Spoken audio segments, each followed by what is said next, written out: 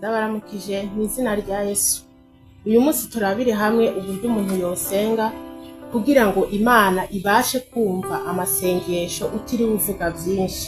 Akenshi abantu basenga barondera, basaba Imana, bashaka ibiva mu kiganza cayo aho kurondera mu nyonga zayo.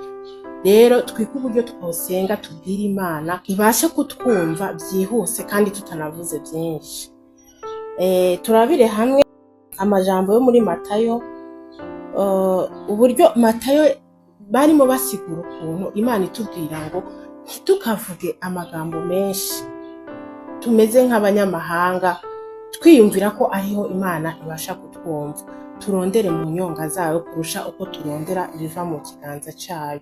Yego turi kw'isi igoye, turi kw'isi y'ibibazo, akenshi umuntu usanga asenga avuga ngo Mana ngo nshaka ngo umiki, ngo ubu nyine umiki Mana, warwaza umwana ngo ushaka Mana ngo umwana ngo ace akira, aho kubanza kurondera mu nyonga z'Imana.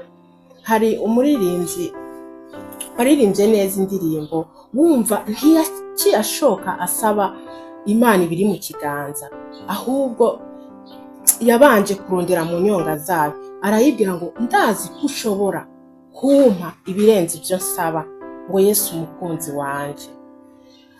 Urumva yayibwiye ko ishobora kumuha ibirenze ibyo asaba, kandi tuba turi imbere y'Imana tumenye ko tugiye kuyisaba ibyiza. Burya Imana iratwumva, ariko niyo dusaba twumve ko ujya guhisaba ibintu yahejeje kubimenya. Imana yacu imenya ibintu tutaranayibwira.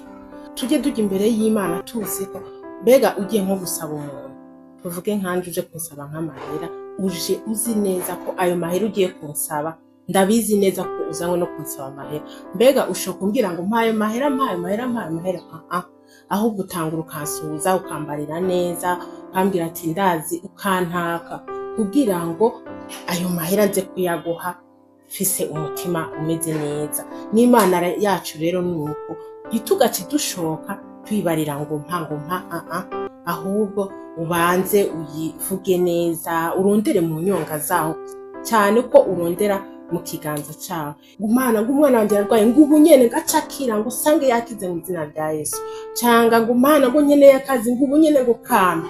Ikintu nobatahuza, mumenye ko inzira z'Imana atari zo nzira zacu, canke ugasanga Imana ifise ikindi gihe. Niba ushaka kwicira inzira uvuge ngo umwana wanje usanga akize, igihe cyo kumukiza ntikirage.